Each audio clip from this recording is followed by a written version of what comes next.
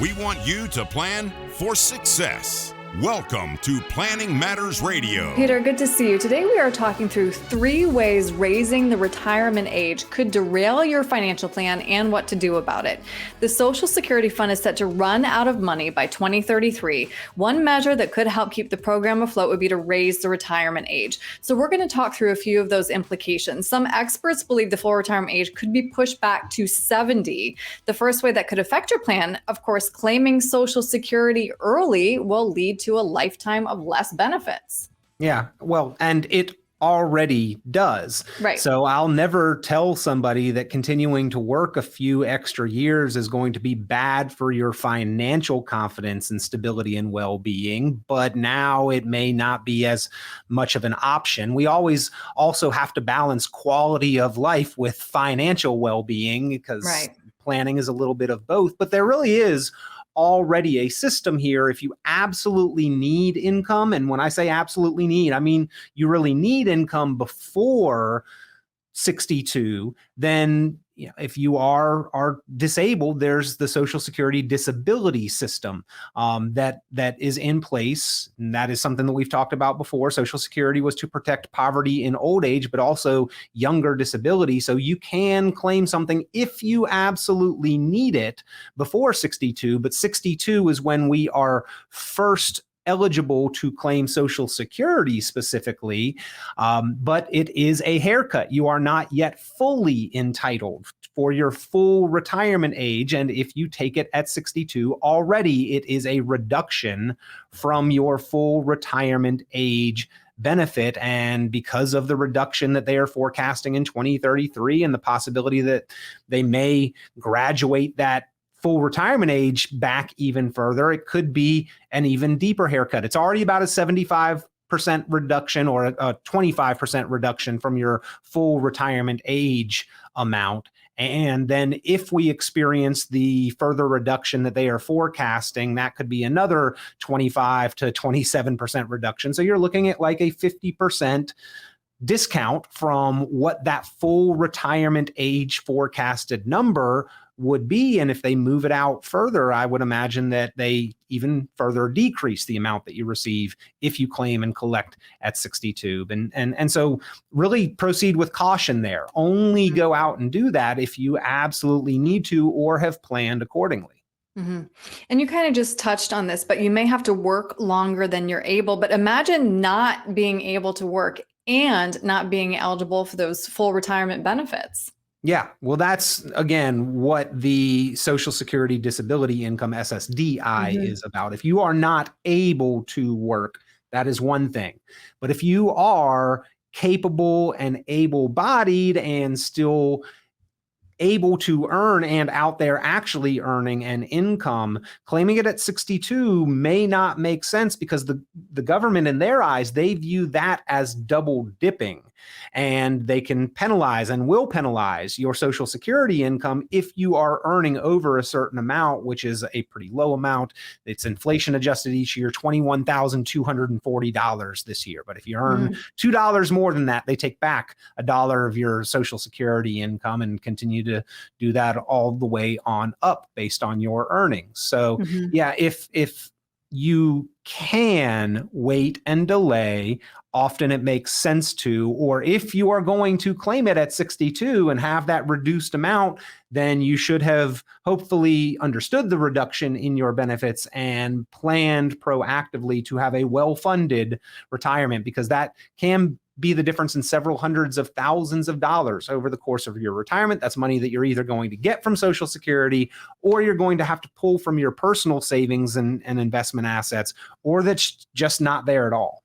And that brings us perfectly to number 3 here. Of course, if you're unable to work, you may have to tap your savings earlier, which could lead to tax inefficiencies. And of course, the possibility that you are just going to run out of your savings. Yeah, if we have to pull from money sooner or pull more from our personal savings, obviously that is going to change the trajectory of what we can forecast reasonably the retirement balance to look like. It probably will change what retirement is about, the quality of life, if we are having to pull substantially more from our savings and investments earlier on. So the government has raised that full retirement age before. And in all likelihood, I mean, Social Security has moved up 2 years. It used to be 65, now it's 67.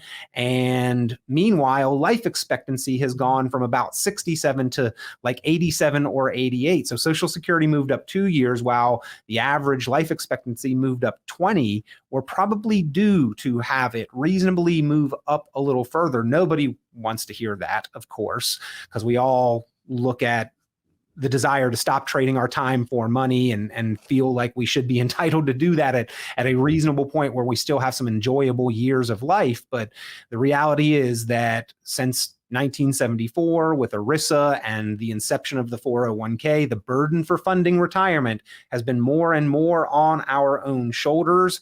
And if you want to do that earlier, you're going to need to make sure that you have funded an ample amount, a reasonable amount to maintain and sustain your quality of life throughout retirement. And a lot of the clients I talk to, they want to make the most of Social Security, but honestly, they look at Social Security as a bit of icing on the cake and are planning on it only as an additional discretionary source of income. Most of the baseline subsistence, they can forecast out that they have planned and saved and prepared for that amply themselves. Mm-hmm. So what strategies then solve for those problems? How can we prepare now for retirement at 70 years old? Well, I mean, I think that a lot of people are looking at that. And again, a lot of people that I talk to, they are driven, they are motivated, and quite frankly, some of them feel like they would get bored if they retired early. I've got people well into their 70s who are still actively employed and working. Now, that's not for everyone, but retirement's not for everyone either. So we've got to find that balance, and it's all about that personal satisfaction and quality of life. If we want to try to retire earlier, then we need to save more. But retirement your number is not about a lump sum that you've saved. It's not about an age. A lot of people look at 65. Well, I'm Medicare eligible, so that should be the age in which I retire. Really, it is all about controlling expenses and the ratio between your income and what those expenses are and how much your investment portfolio is capable of filling that gap. And that is the part of planning that a lot of people have ignored. So the sooner that we can really dig into planning for that income generation side, the better off we're going to be. It should start on the first day that we work. It doesn't for most people, but somewhere along the way, we need to look at the fact that our time and showing up to work, it is the income plan. And if we want to stop making the arrangement where we are trading time for money, then we've got to specifically plan our assets and investments to fill that income plan to make that transition. And a lot of people are in this growth accumulation model, shooting for higher returns. Fantastic. But we also need to look at planning for the next phase in that transition. And it's a step that's just too often overlooked. Mm-hmm. Again, though, having this conversation earlier rather than later is always important. Peter, if somebody has questions about anything that we've talked about today, what's the best way to reach you? You can reach me at Richon Planning, 919-300-5886. Peter Richon, 919-300-5886. You can also go online, richonplanning.com. It looks like Rich on Planning because you don't get rich on accident, but it's my last name, Richon. Peter Richon at richonplanning.com, and happy to talk through any aspect of your planning. And even if it's just how do we make the best decisions? How do we optimize Social Security? That is a very important conversation. Something you specialize in. Yep. All right, Peter, thank you. Absolutely. Thank you. This has been Planning Matters Radio. The content of this radio show is provided for informational purposes only and is not a solicitation or recommendation of any investment strategy. You are encouraged to seek investment, tax, or legal advice from an independent professional advisor. Any investments and/or investment strategies mentioned involve risk, including the possible loss of principal. Advisory services offered through Brookzone Capital Management, a registered investment advisor. Fiduciary duty extends solely to investment advisory advice and does not extend to other activities such as insurance or broker-dealer services. Advisory clients are charged a quarterly fee for assets under management, while insurance products pay a commission, which may result in a conflict of interest regarding compensation.